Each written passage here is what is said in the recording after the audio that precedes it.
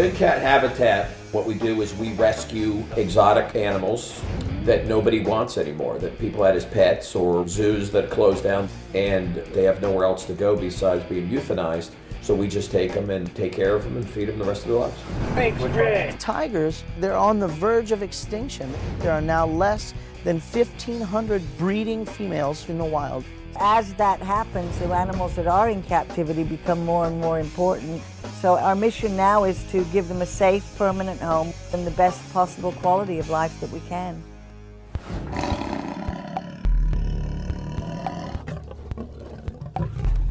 They're going to bring 3 of the cats out. We're going to put meat up on the rocks, and they'll go to the meat. You know, it tastes a hell of a lot better than I do. I've experienced a lot of things with the animals that we have here. When something goes wrong, you kind of have to make a lot of right decisions about a right thing, you know. How big is a 1-year-old? Big enough to eat you. All right, Dennis, let him out. They're trainable, but they're never tameable. So you always have to remember that and treat them with the utmost of respect and have non-contact with anybody else that's around. Well, they are wild animals, and they have certain tendencies. You're holding a horse, he's going to put his head down and eat grass. Well, tigers don't eat grass. Our animals are very affectionate with us, and we are with them. Smile big, smile. And we want that because they're healthier when they have a bond with their caregivers. But the problem is they're apex predators, and you better remember that when you're dealing with them. You gotta pee? I love it when they pee because you can do whatever you want to them. Make faces. Woo, woo, woo. We've got about 12 acres here. So we also have expanded into, we got a whole line of bears now. Somebody's horny. We have giraffe. We've now got a lot of exotic monkeys. I've rescued chimps my whole life. This is my son. Can you clap your hands? You know, the sad thing about these exotic animals is that it's so accessible, and if you've got a few $1,000s, you can buy anything you want. And a lot of times what happens is the animal got too big, too powerful, too expensive to feed. They grow very, very rapidly, an average of £1 pound a day. So in no time at all, they have a very large, very dangerous predator on their hands. So what are their options?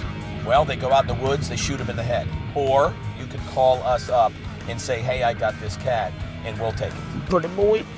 The problem is a lot of these people that tend to have them as pets, they abuse these tigers, so we have years of rehabilitation to do so that they can live their lives in peace. We have 3 here that actually came from one of those horrible situations. There were 7 abandoned, so they started to eat each other. Only 3 made it. So now they're in wonderful condition, and they're gonna live the rest of their lives here. Come on, let's play fetch. Handsome, he's only a little over 3 years old. He already weighs over 500 pounds. We have just an amazing relationship. Look at his big scary teeth right there. Look at that, roar, roar. The only problem is it's all about getting money and to help us feed them. I'm primed and ready. I've been racing for 12 years. Winnings we get from the muscle race team all goes to the cat farm. We're the most winning team in the history of the sport. We've won 10 national and 2 world titles. So it's a serious business, and that's good revenue for us to use to feed the tigers. It's a wonderful feeling to walk down a row of animals destined to be euthanized. And now they're live, and they're well, and they're happy. And we really feel lucky that we get to do it.